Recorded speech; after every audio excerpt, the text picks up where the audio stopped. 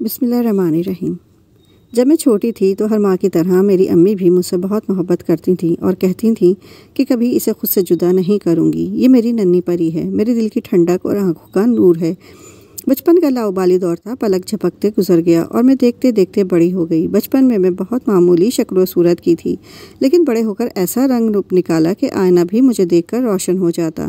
امی مجھ سے کہتی، گھر سے باہر مت نکلا کرو، زمانہ خراب ہے اور تمہاری صورت لاکھوں میں ایک ہے، اللہ نہ کرے کوئی بد نظر تجھ پر پڑے۔ تب میں سوچتی تھی یہ مائیں بھی عجیب ہوتی ہیں، ان کے دل میں اولاد کے لیے پیار کا ایک ایسا سمندر ہوتا ہے کہ اولاد بد شکل بھی ہو تو ان کو خوبصورت لگتی ہے، مگر میں بد شکل نہ تھی۔ خالہ بھی کہتی تھی کہ زرغونہ خوبصورتی میں اپنی مثال آپ ہے۔ خالہ مجھے بچپن سے اپنے بیٹے کے لیے پسند کرتی تھیں، حالانکہ ان کا بیٹا عرفان ایک نکما لڑکا تھا۔ وہ مجھے بہو بنانا چاہتی تھیں اور امی ان کو تسلیاں دیتی رہتی تھیں، ہاں ہاں کیوں نہیں، تم ہی کو دوں گی، مگر تمہارے بیٹے کی نوکری لگے تب نہ، جیسے ہی عرفان کی جاب لگے گی ہم اس کی شادی کر دیں گے۔ بیچارہ عرفان کن ذہن تھا، ماں نے بڑی کوشش کی کہ پڑھ لکھ جائے، وہ میٹرک سے آگے پڑھ نہ سکا۔ تب اس کے ابا نے اپنے ایک دوست کی بیکری پر ملازم کرا دیا، اس کا مٹھائی تول کر گاہکوں کو دینا تھا۔ صبح سے شام تک وہ یہی کام کرتا تھا۔ کام اس کے لیے آسان تھا، مگر رات کو تھک کر چور ہو جاتا، کیونکہ 12 گھنٹے کی ڈیوٹی کم نہیں ہوتی، وہ بھی تمام وقت کھڑا رہنا پڑتا تھا۔ وہ مجھ سے بہت محبت کرتا تھا۔ روز ماں کہتی، اگر کام نہ کرو گے تو زرغونہ کو ہم کیسے دلہن بنا کر گھر لائیں گے؟ اس کی ماں نے یہی شرط رکھی ہے کہ تم برسر روزگار ہوگے تو لڑکی دوں گی۔ عرفان کو بیکری کی نوکری کرتے 6 ماہ گزر گئے تھے کہ کسی باعث ہڑتال ہو گئی اور لوگ جلدی دکان بند کرنے لگے۔ بیکری کا مالک ابھی گھر سے نہیں آیا تھا۔ عرفان نے اسے فون کیا کہ پتہ نہیں کیا ہوا ہے کہ لوگ جلدی دکانیں بند کر رہے ہیں، شٹر گرا رہے ہیں، آپ کا کیا حکم ہے؟ مالک نے کہا، میں راستے میں ہوں، بس 5 منٹ میں پہنچ رہا ہوں، تب تک تم کام کو جلدی سمیٹ لو، میں آ کر دکان کو تالا لگا دوں گا۔ ابھی عرفان نے فون بند کیا ہی تھا کہ 2 افراد دکان میں گھس آئے، بولے، ابھی تک تمہاری بیکری کھلی ہوئی ہے، کیا دیکھا نہیں کہ ارد گرد کی سب دکانیں بند ہو گئی ہیں؟ چلو جلدی نکلو اور ہاں، جو کیش ہے ہمارے حوالے کر دو۔ عرفان گھبرا گیا، اس نے کہا، کیش کی چابی تو مالک کے پاس ہوتی ہے، صبح کا ٹائم ہے، میرے پاس چند گاہک آئے ہیں اور کیش مینیجر نے لیا ہے، آپ اس سے لے لیں، مالک ابھی آتے ہی ہوں گے، بس 5 منٹ میں ہم دکان بند کر دیتے ہیں۔ بکواس مت کرو، انہوں نے پستول تان لیا، ایک مینیجر کی طرف لپکا۔ مینیجر سے جانے کیا بات ہوئی کہ ٹھاک کی آواز آئی اور وہ بیچارہ ڈھیر ہو گیا۔ جو ہی ایک نے گولی چلائی، دوسرے نے بھی چلا دی، جس نے عرفان کو نشانے پر لے رکھا تھا۔ بیچارہ ایک سے دوسری سانس نہ لے سکا اور اسی دم اللہ کو پیارا ہو گیا۔ اس کی میت گھر آ گئی۔ خالہ کے گھر کوہرام برپا تھا، سبھی افسوس کر رہے تھے کہ نادان لڑکے نے ان لوگوں سے کیوں بحث کی، فوراً دکان بند کر دینی چاہیے تھی۔ مینیجر نے بھی بے وقوفی میں جان گنوا دی۔ ہر کوئی باتیں کر رہا تھا، لیکن خالہ کو ان باتوں سے کچھ سروکار نہ تھا، وہ بے ہوش تھیں۔ گھاؤ کتنا ہی گہرا ہو، وقت اسے منجمد کر دیتا ہے۔ خالہ کو بھی صبر آ ہی گیا، امی کو بھی صبر آ گیا۔ اب مرحوم بھانجے کو بھلا کر انہیں میری شادی کی فکر لگ گئی۔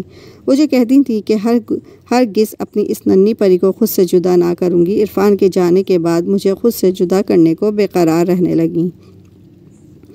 اللہ بیٹی دے تو ان کی اتنی محبت ماؤں کے دلوں میں نہ ڈالے کہ جدائی کے خیال سے راتوں کی نیند اڑ جائے، لیکن وقت پر اچھا رشتہ نہ ملے تب بھی ماؤں کی نیندیں اڑ جاتی ہیں۔ یہ عجیب دستور ہے زمانے کا۔ اماں رات دن دعا کرتی، یا اللہ زرغونہ کے لیے کوئی اچھا سا رشتہ بھیج دے، میری بیٹی کو ایسا گھر دینا کہ کسی چیز کی کمی نہ ہو، پیار کرنے والا شوہر ہو، خوشیوں بھری زندگی بسر کرے۔ ہاں، ماں کی دعا قبول ہو گئی۔ ایک رشتہ آ گیا، لڑکا پائلٹ تھا، وہ امیر لوگ تھے، ان کا کوئی مطالبہ نہ تھا، صرف شریف گھرانے کی خوبصورت اور نیک لڑکی درکار تھی۔ جاوید کی والدہ نے مجھے دیکھنے آئیں، پہلی نظر میں پسند کر لیا۔ امی نے خالہ سے مشورہ کیا، وہ بولی، ہاں کر دو، آخر زرغونہ کی شادی کرنی تو ہے، میری قسمت میں نہ تھی، اب ساری عمر تو بن بیاہی نہیں رہے گی۔ امی نے کہا، تم ساتھ چلو، ان کی کچھ چھان بین کر لیں، چھان بین کرنے میں کہیں یہ اچھا رشتہ ہاتھ سے نہ نکل جائے، بس اللہ پر بھروسہ کر کے ان لوگوں کو ہاں کہہ دو، ایسے رشتے بار بار نہیں آتے۔ خالہ کے ہاں ہوتے ہی امی نے ان لوگوں کو ہاں کہہ دی اور میں دلہن بن کر جاوید کے گھر آ گئی۔ جاوید میرے تصور سے بڑھ کر نکلے، محبت کرنے والے، میرا ہر طرح سے خیال رکھنے والے۔ میں خود کو دنیا کی خوش قسمت ترین عورت سمجھنے لگی۔ اس گھر میں کسی شے کی کمی نہ تھی، ہر سکھ تھا۔ ساس اور نند بھی اچھی تھیں، خواہ مخواہ مجھ سے نہ الجھتی تھیں۔ اگر کوئی مسئلہ تھا تو وہ دیور تھا۔ دیور کا رشتہ بھابھی سے پیار کا ہوتا ہے، وہ چھوٹے بھائیوں کی طرح ہوتے ہیں، لیکن میرا دیور کچھ مختلف طبیعت کا تھا۔ پہلے ہی دن مجھے وہ عجیب سا لگا، بال الجھے ہوئے، اپنے آپ سے بے نیاز۔ اس نے میرے آنے پر خوشی کا اظہار کیا اور نہ کوئی ڈھنگ کی بات کی، دور سے سلام کیا اور گھر سے باہر چلا گیا۔ 3 دن تک دوبارہ اس کی شکل نہ دیکھی۔ میں سمجھی کوئی ایسی ڈیوٹی کرتا ہوگا کہ روز گھر نہ آ سکتا ہوگا۔ ساس اور نند سے پوچھا، جاوید سے پوچھا، عمران کیا کرتا ہے؟ وہ بولے کوئی کام نہیں کرتا۔ پھر دنوں کہاں رہتا ہے؟ وہ بولے مجھے نہیں معلوم، تم اس کے بارے میں زیادہ سوالات نہ کیا کرو، وہ جہاں بھی رہے، جب آئے جائے، یہ اماں کا معاملہ ہے، تمہیں اس کے بارے میں تجسس میں پڑھنے کی ضرورت نہیں ہے۔ شوہر کے منہ سے ایسا جواب سن کر میں خاموش ہو گئی۔ دوبارہ کچھ پوچھنے یا عمران کے بارے میں بات کرنے کی مجھ کو جرأت نہ ہوئی۔ جب کوئی اپنے گھر کا فرد لا تعلق، بے خبر سا، لاپرواہ ہو، صرف کھانا کھانے تک گھر والوں سے غرض رکھے، کوئی کئی دن غائب ہو جائے، تب تجسس تو ہوتا ہے۔ ساس سے بالآخر پوچھ ہی لیا، عمران کہاں چلے جاتے ہیں؟ وقت پر کھانا بھی نہیں کھاتے۔ تب انہوں نے ٹال مٹول سے کام لیا تو میں نے سمجھ لیا کہ دال میں کچھ کالا ہے۔ ایک گھر میں رہتے ہوئے حالات چھپ نہیں سکتے۔ تبھی ایک روز یہ راز فاش ہو گیا۔ ایک رات عمران نشے میں دھت گھر آ گیا اور ماں سے جھگڑنے لگا۔ میرے شوہر دوڑے ہوئے گئے اور انہوں نے اپنے چھوٹے بھائی کو کمرے میں بند کر کے سلا دیا اور باہر سے تالا لگا کر ماں سے کہا اب صبح کھولنا۔ عمران نے غالباً زیادہ نشہ کر لیا تھا کہ وہ رات بھر بے خبر سوتا رہا اور دوسرے روز دوپہر کو اپنے کمرے سے باہر آیا تو اس کی آنکھیں سوجی ہوئی اور سرخ تھیں، چہرہ سملا گیا تھا اور ہونٹ سیاہ ہو چکے تھے۔ تمام کہانی سمجھ میں آ گئی۔ وہ شراب تو کبھی کبھی پیتا تھا مگر چرس کا عادی تھا اور روز چرس پیتا تھا، اسی لیے دوستوں کے پاس سوتا رہتا تھا۔ شروع میں ماں اور بھائی نے بہت سمجھایا، وہ چاہتے تھے کہ عمران نشہ نہ کرے اور سیدھی راہ پر آ جائے، مگر بدقسمتی سے اس کا مقدر بن چکی تھی۔ وہ اس سیدھی راہ پر نہ آ سکا اور نشے کا عادی ہو گیا۔ تب مایوس ہو کر گھر والوں نے اسے اس کے حال پر چھوڑ دیا۔ میرا سسرال ہر لحاظ سے اچھا تھا، بلکہ آئیڈیل تھا۔ سب لوگ اچھے تھے اور میرے شوہر تو فرشتہ صفت تھے، لیکن برے وقت نے عمران کی صورت میں اس خوبصورت چمن میں ایک جھاڑ کا کانٹا بو دیا تھا، جس سے الجھنے میں اپنا ہی دامن تار تار ہوتا تھا۔ مجھے عمران کا دکھ تو تھا مگر میں تو بھابھی تھی۔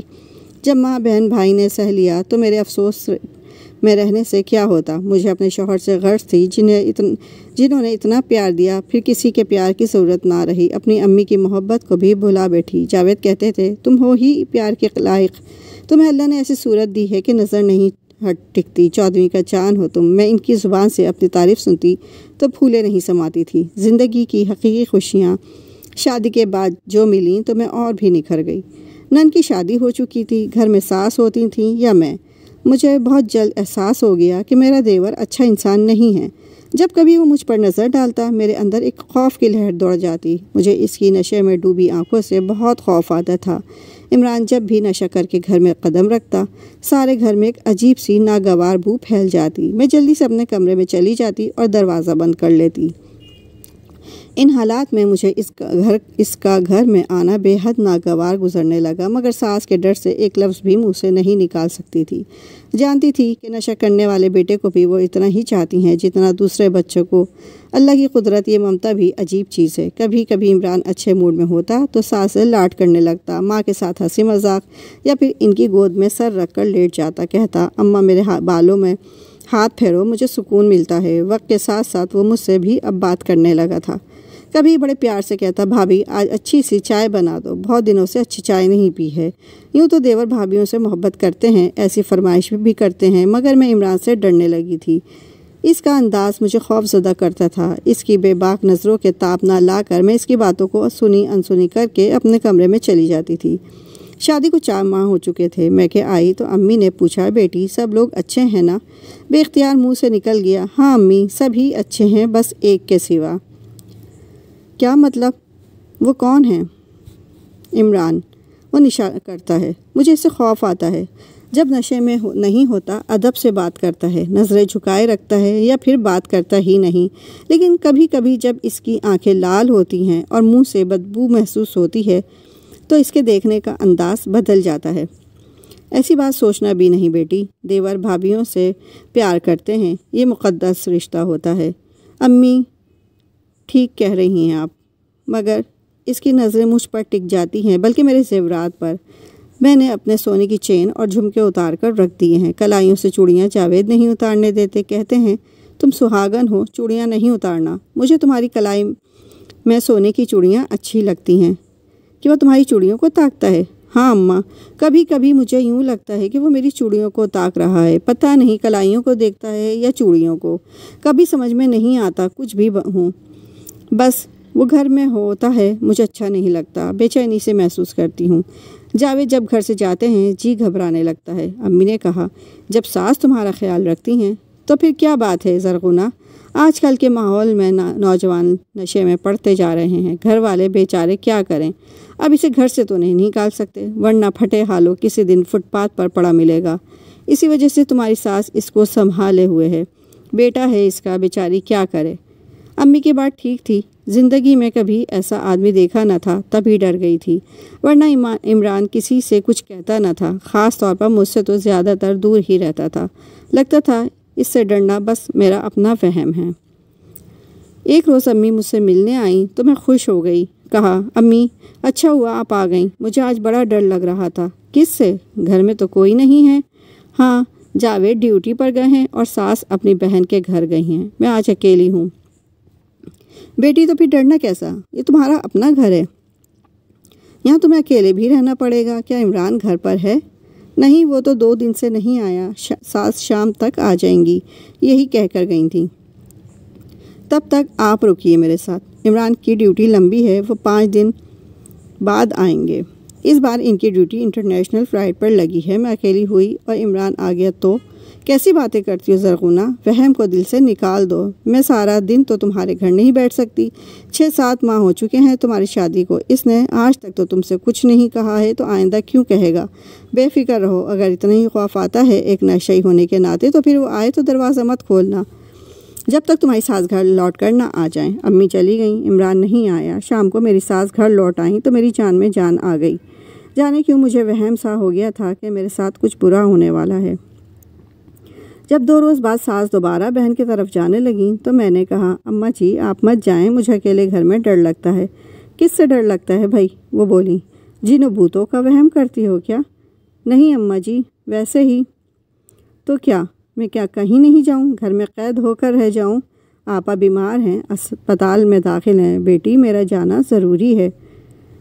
مجھے عمران سے ڈر لگتا ہے، ان کو بالآخر بتانا ہی پڑا، ان کی تیوریوں پر بل پڑ گئے۔ کان کھول کر سن لو بہو، میں ہر بات برداشت کر سکتی ہوں، مگر یہ برداشت نہیں کر سکتی تم میرے لخت جگر پر کوئی الزام لگاؤ۔ یہ اس کا بھی گھر ہے اور اس نے یہیں رہنا ہے۔ اس قسم کی باتیں کر کے کبھی بھائیوں کو آپس میں جدا کرنے کی کوشش مت کرنا، ورنہ عمران تاریکیوں میں ڈوب جائے گا۔ یہ کہہ کر وہ سر پر چادر ڈال کر چلی گئیں۔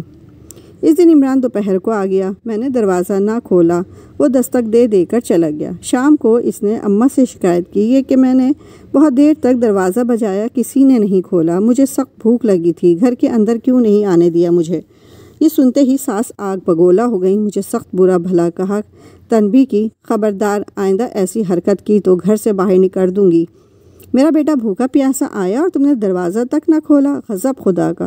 غرض ایسا جھگڑا کیا کہ میں لرز گئی۔ اس بار جاوید 6 ماہ کی ٹریننگ پر چلے گئے تھے، ساس نے میکے میں جا کر رہنے کی اجازت نہ دی۔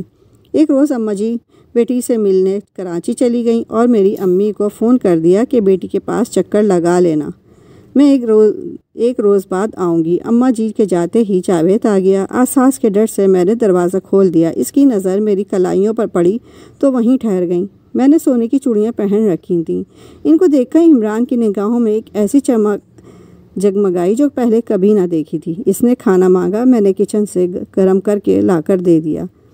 ٹرے اس کے سامنے رکھی تو فوراً میرا ہاتھ پکڑ لیا اور بولا بھابھی آپ کی چوڑیاں بہت خوبصورت ہیں، یہ میں لے لوں؟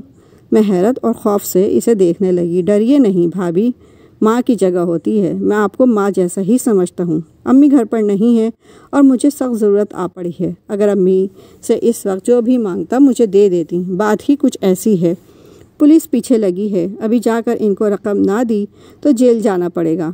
میری اچھی بھابھی، اماں نے ہی یہ چوڑیاں بری میں دی تھیں نا، ایسی اور آ جائیں گی، ابھی انکار مت کرنا، میری جان پر بنی ہے۔ میرا اندیشہ درست تھا، اس کی نظروں سے خوف، اس سے ڈرنا، میری چھٹی حص جو کہتی تھی وہ ہو گیا۔ عافیت اسی میں جانی کہ چوڑیاں اتار کر حوالے کر دوں، نہ کرتی تو کیا پتہ کیا کر گزرتا۔ چوڑیاں بچانے کے چکر میں جان سے بچانے کے بجائے بچانا زیادہ عقل مندی تھی۔ میں نے خاموشی سے اتار کر اس کے حوالے کر دیں۔ اس نے کھانا بھی نہ کھایا اور گھر سے چلا گیا۔ اللہ جانے کیا معاملہ تھا، واقعی اس کی جان پر بنی تھی یا بہانہ تھا نشے کے لیے۔ ہو سکتا ہے جوا کھیلتا ہو، مجھے کچھ معلوم نہ تھا، لیکن اس کے گھر سے نکلتے ہی میں نے دروازے کی کنڈی چڑھا لی اور اپنے بیڈ روم میں جا کر لیٹ گئی۔ دعا کرنے لگی دوبارہ نہ بجے۔ 1 گھنٹہ بے سود پڑی رہی، پھر دروازے پر دستک ہوئی۔ پہلے سوچا دروازہ نہیں کھولوں گی، خواہ کوئی ہو، اگر جاوید آئے ہو تو۔ تبھی اٹھ کر گئی، پوچھا کون ہے؟ جواب ملا، میں ہوں، تمہاری ماں۔ دروازہ کھولو زرغونہ۔ میں نے جلدی سے دروازہ کھول دیا۔ اس وقت مجھے اس ہستی کی جس قدر ضرورت تھی اس سے پہلے کبھی نہ ہوئی تھی۔ وہ اندر آ گئیں تو ان کے گلے لگ کر رونے لگی۔ امی گھبرا گئیں، پوچھا کیا ہوا ہے بیٹی، کیوں رو رہی ہو؟ امی اچھا ہوا آپ آ گئیں، ورنہ میں تو مرنے لگی تھی۔ ان کو سارا حال بتایا۔ بولیں صبر کرو، تمہاری ساس آ جائے تو بات کرتی ہوں۔ ایک نشئی گھر میں ہے اور بہو کو اکیلا چھوڑ کر چلی جاتی ہیں، کیا بیٹے کو کے کرتوت نہیں جانتی؟ شام کو ساس کا فون آ گیا، پوچھا خیریت ہے سب؟ کیا جاوید آ گیا؟ میرے بجائے امی نے بات کی۔ جاوید تو نہیں آیا، عمران آیا تھا، تمہاری بہو کی کلائیوں سے چوڑیاں اتار کر لے گیا ہے۔ اچھا، میں آتی ہوں، ابھی روانہ ہو رہی ہوں، تب تک آپ رکیے زرغونہ کے پاس اور اس بات کا ذکر کسی سے مت کیجیے گا، جاوید آ جائے تو اس سے بھی نہیں۔ 3 گھنٹے بعد ہماری ساس تشریف لے آئیں۔ آتے ہی امی سے معذرت کرنے لگیں، بولی ایسی 24 چوڑیاں تھیں، 6 بیٹی کو دے دیں اور 6 بہو کو، باقی 12 میرے پاس موجود ہیں۔ سوچا تھا 6 اپنے لیے رکھ لوں گی اور 6 عمران کی شادی کروں گی، اس کی دلہن کو پہنا دوں گی۔ پھر مجھے پچکارنے لگیں، بیٹی زرغونہ دکھ مت کرو، تم کو چوڑیاں دیتی ہوں، پہن لو، مگر جاوید سے اس واقعے کا ذکر مت کرنا۔ عمران ایسا کرنے والا نہیں تھا، ضرور کوئی مسئلہ تھا جو میرے آنے تک نہیں ٹھہرا، میں اسے سمجھا دوں گی، وہ آئندہ ایسا نہ کرے گا۔ اس وقت تو میں نے خاموشی اختیار کر لی، مگر نشے کا کیا اعتبار؟ جب جاوید آئے تو میں نے تمام واقعہ ان کے گوش گزار کر دیا، بتا دیا کہ میں پہلے دن سے اسی وجہ سے ڈرتی تھی آپ کے بھائی سے، وہ ایسی نظروں سے مجھے تکتے تھے کہ خوف آتا تھا، نگاہوں میں میرے زیور کو تاکتے تھے جیسے جھپٹ لینا چاہتے ہوں۔ جاوید سر جھکائے نادم سے بیٹھے تھے، بس اسی قدر کہا، اماں سے کہتا تھا کہ اس کے لگام ڈالو، تمہاری محبت اسے اور بگاڑ رہی ہے، نشے کے لیے رقم نہ دیا کرو۔ وہ جواب دیتی کہ میں رقم نہ دوں گی تو چوریاں کرے گا، حوالات جائے گا، جیل جائے گا تو کون چھڑانے جائے گا؟ پھر تم ہی جاؤ گے نا، رشوت الگ بھرو گے اور رسوائی الگ۔ کاش یہ رائے راست پر آ سکتا، مگر وہ انسان نہ رہا، نشے نے اسے گدھ بنا دیا تھا۔ جاوید سے امی نے مطالبہ کر دیا کہ میری بیٹی کو الگ گھر میں رکھو، اپنے نشے بھائی کو گھر نہ آنے دو، ورنہ ہم زرغونہ کو لے جائیں گے۔ جاوید نے اماں جی کی مخالفت کے باوجود مجھے فلیٹ لے کر دے دیا، جو میری امی کے گھر کے نزدیک تھا۔ انہوں نے اپنی ماں کی ناراضگی مول لے لی، کیونکہ وہ مجھ سے پیار کرتے تھے، مجھے چھوڑنا نہیں چاہتے تھے۔ گھر میں اب ماں اور بیٹا رہ گئے۔ کچھ دن گزرے کہ یہ افسوسناک واقعہ ہو گیا جس کو رقم کرتے ہوئے ہاتھ لرز رہے ہیں۔ عمران نے ایک دن نشے کے لیے ماں سے رقم کا مطالبہ کیا، وہ اسے نہ دے سکیں تو ان کو چھرا گھونپ دیا، پولیس پکڑ کر لے گئی اور میری ساس بیچاری بیٹے کے ہاتھ وہ زندگی ہار گئیں۔